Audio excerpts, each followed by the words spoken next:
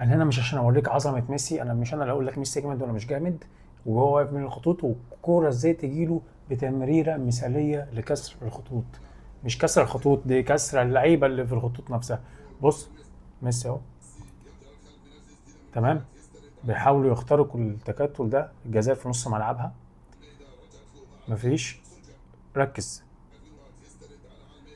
بص هنا ميسي بيطلب منه الكوره تاني، عايز، بيقول له هات.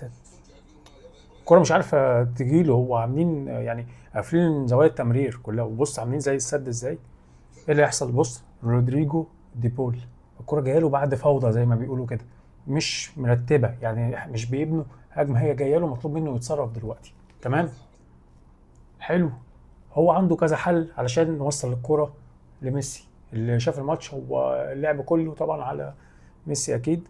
طب هتلعب لميسي ازاي كده؟ فاحنا لازم نوصل له، يا اما انت تيجي كده ونلعب لميسي، يا اما تلعب عادي زي اي لعيب نص ملعب، وبرده كده لعبك ايجابي، العب لده او ده بالجنب بميل شويه لقدام ماشي، او تفضل تستحوذ مع ده. ما هو الكوره جايه لك من فوضى، انت مش مرتب، عايز ترتب الدنيا، تفضل تلعب وترحل كده بحيث دول يمشوا معاك كده، يعني بحيث الجزائر تروح معاك، تمشي الجزائر تلعب على الخطوط. لا، ده اختار حل تاني خالص. استغربت انه عرف يجمع تفكيره بسرعه. بص، على طول وقتي لده، عرفت لده. طب وانت ازاي عرفت ان الكرة مش ليك؟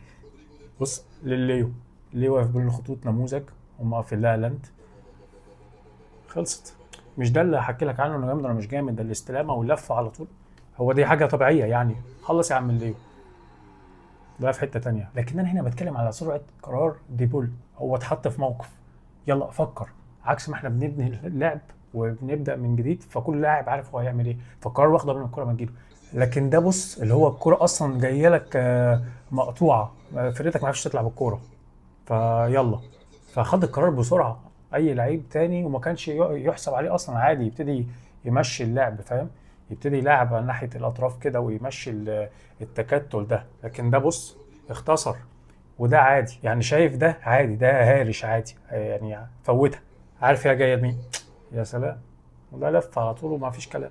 انا لاحظت ان الريلز والفيديوهات جت على هاتريك طبعا ميسي، والجون ده جت في الحته دي بالذات وهو بيشوت.